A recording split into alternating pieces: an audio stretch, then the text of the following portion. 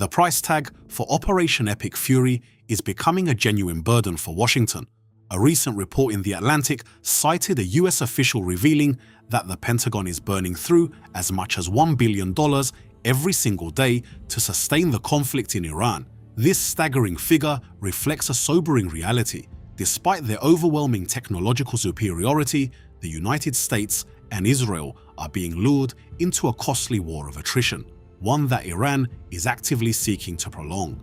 Expert calculations reveal that merely operating 2 carrier strike groups in the region costs approximately $18 million per day. When bombers take flight, every single flight hour consumes an additional $130,000 to $150,000. These figures do not even account for the exorbitant price of precision-guided munitions. A single Tomahawk cruise missile carries a $2 million price tag, while an interceptor missile for the THAAD system can cost nearly $13 million. Furthermore, the loss of 3 F-15E Strike Eagles in Kuwait due to Allied friendly fire in early March vaporized at least $300 million from the US budget. Total direct costs could soon reach the $40 billion milestone, and if the conflict persists, that figure could realistically skyrocket toward $100 billion. While the United States grapples with mounting economic pressure and a dwindling stockpile of interceptor missiles, Iran has opted for a more resilient, long-term strategy. They are employing an attrition tactic by dispersing their arsenals deep underground or within rugged mountain ranges, creating clandestine missile cities or firepower fortresses. Footage released by Iranian media showcases vast, subterranean tunnels packed with suicide UAVs, such as the Shahed 136 and the Ababil. This strategic approach ensures that despite the massive scale of US and Israeli airstrikes, Tehran's retaliatory capabilities remain largely intact and difficult to neutralize. Furthermore, the Strait of Hormuz remains a strategic ace that Iran holds firmly in its hand. They possess a fleet of explosives-laden, unmanned surface vessels, fast, compact, and extremely difficult to detect at night. Combined with anti-ship missiles like the Qadir and ballistic missiles such as the Khalij Fars, Iran asserts it has the capability to sever the global oil flow. Leaders in Tehran have even warned that oil prices could skyrocket to $200 per barrel if this waterway is blockaded. IRGC Deputy Commander Ali Fadavi further revealed the existence of high-speed underwater missiles ready to be deployed in the coming days. The issue of casualties is also mounting heavy political pressure back in the United States. The Pentagon has confirmed 140 casualties, including 8 fatalities. While the figure of 650 casualties claimed by Iran may be exaggerated, the reality is that any loss of American lives abroad poses a significant risk to President Trump. This directly contradicts his campaign promise to prevent American soldiers from dying in distant, endless wars. Nevertheless, in recent interviews, President Trump has doubled down on his claim that the campaign is moving ahead of schedule. He predicted the process would take approximately 4 weeks and warned that the massive wave of strikes has yet to truly begin. Secretary of Defense Pete Hegseth also clarified that Washington's objective is not regime change, but rather a surgical focus on the total destruction of Iran's missile capabilities and nuclear program. Yet, with Iran continuously unveiling its underground fortresses and vowing to fight until the very last breath, it appears Washington's ambition for a swift conclusion is colliding with a gritty reality, one that is far more protracted and costly than ever anticipated. This mounting pressure is forcing the Israeli finance minister to recalculate the nation's entire budgetary roadmap. Israel's 2026 budget deficit is projected to exceed 3.9%, a deeply concerning figure for national financial stability.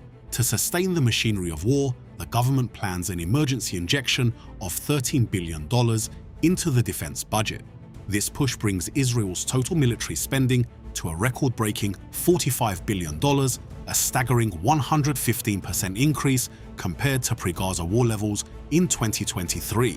A massive portion of this expenditure is earmarked to replenish dwindling munition stockpiles and cover the payroll for the reserve forces. In reality, the IDF has been forced to mobilize 100,000 reservists since late February, more than double the original plan of 40,000. Israel's domestic political climate is equally strained, stretched to the breaking point by a legal mandate requiring the new budget to be passed by March 31st. Failure to reach a consensus on these massive expenditures by the deadline would trigger an automatic government collapse, plunging the nation into a political crisis in the very heart of the storm of war. As the conflict enters its third week, Tehran's response has left Western military circles in a state of shock. For the first time, more than 30 US bases and logistical facilities across the Middle East were simultaneously targeted by Iranian missiles and UAVs. Even major Israeli cities, including the capital Tel Aviv, are enduring an unprecedented intensity of bombardment.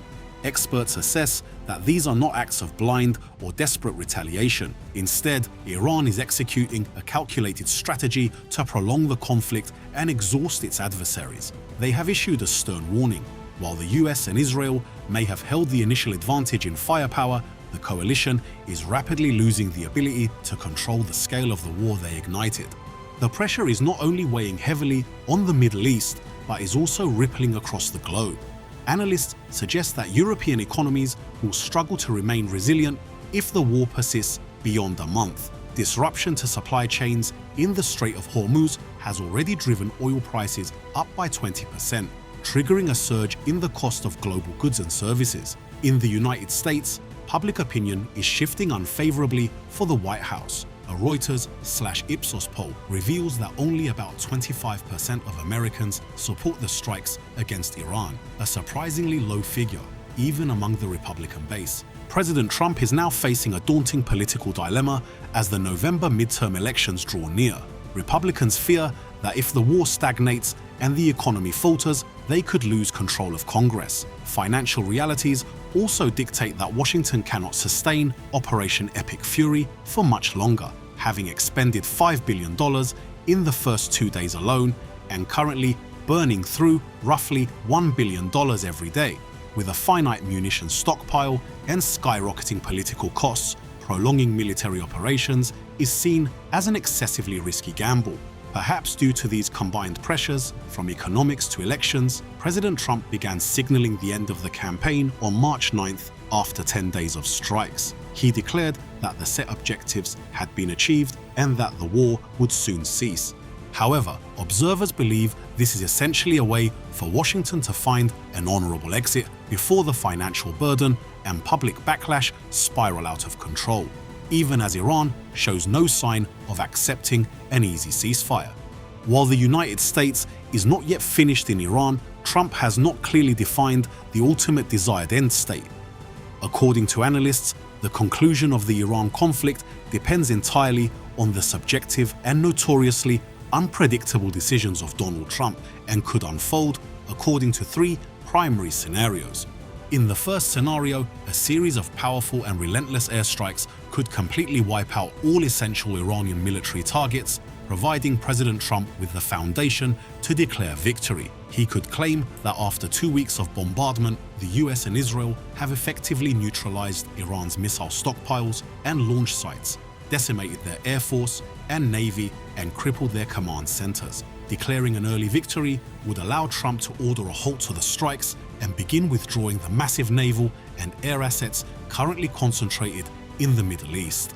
The second scenario is driven by the fight-to-the-end message from the new supreme leader, Mojtaba Khamenei. Iran has signaled that it will not back down, which could force Trump to pursue military operations to their ultimate conclusion. Iran's fierce counterattacks have turned the reopening of the Strait of Hormuz and the systematic degradation of their influence over global trade into a new, mandatory mission for the coalition. In the final case, the best possible outcome for the current conflict is for both sides to gradually find common ground and reach an acceptable agreement. Under this deal, the current Iranian regime would not be overthrown. Instead, it would agree to President Trump's demands to hold new elections, allowing for the participation of opposition factions.